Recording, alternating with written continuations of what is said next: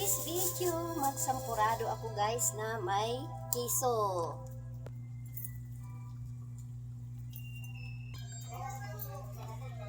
Slice tayo guys.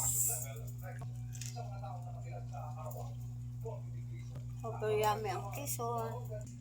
So yan, ang ating sampurado na gawa sa tablia. Pure yan, kakao guys.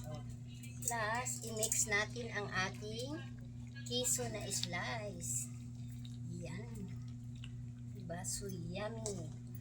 Pag ang sampurado na may keso.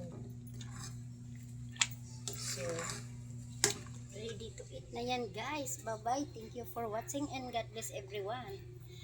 Happy Friday. Bye. Enjoy kayong lahat and mag-ingat. Bye-bye.